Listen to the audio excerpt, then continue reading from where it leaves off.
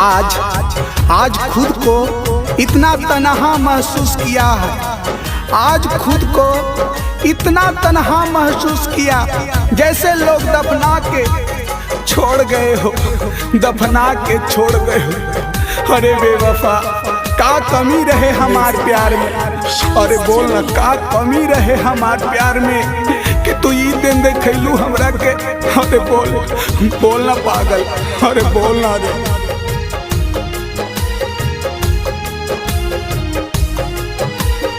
Recording by Sargama Studio, Bodhgaya।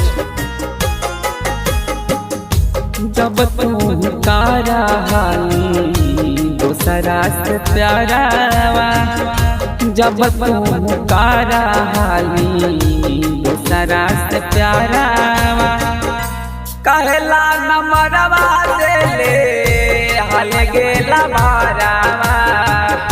Other कल पति जियावा तोर नेटवारावा, दोसर कॉल पर बीजियावो तोर नेटवारावा। कहला नमरवा दे ले हाली गेला मारावा, कहला नमरवा दे ले हाल गेला मारावा। किसको क्या बुरा समझाना, अरे किसको क्या बुरा समझाना। बुरे तो हम हैं जो हर किसी को अच्छा समझ बैठे हैं, हर किसी को अच्छा समझ बैठे थे। अरे जा बेवफा जा, खुश रहिया, अरे खुश रहिया हमरा के रुला के।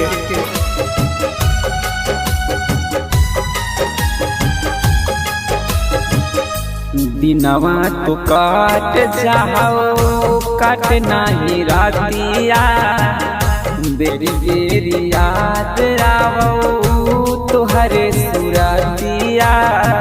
बेरी बेरी याद आवो तुहरे सुरतिया। दिनवा तो काट जाओ काट नहीं रातिया, बेरी बेरी याद आवो तुहरी सुरतिया।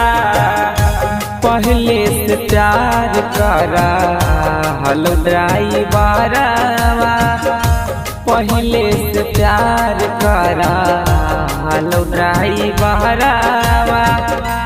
कहला नमरवा दे ले हाली गेला मारावा, अदर कल पति दियावो तोर नेटवारावा।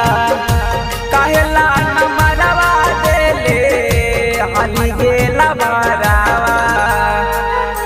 मुझे किस्मत से शिकायत तो नहीं, मुझे किस्मत से शिकायत तो नहीं, लेकिन एक खुदा वो जिंदगी में क्यों आई थी, वो जिंदगी में क्यों आई थी जो किस्मत में नहीं थी, जो किस्मत में नहीं थी। अरे जा बेवफा जा, तोहरों के देख लेनी, तोहरों के देख लेनी। अरे जा।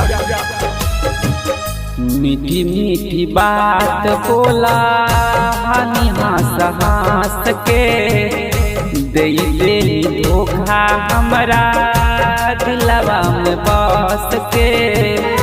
दे दे धोखा हमरा दिलवा में बस के। मीठी मीठी बात बोला हानि हंस हंस के, दे दे धोखा हमरा दिलवा में बस के।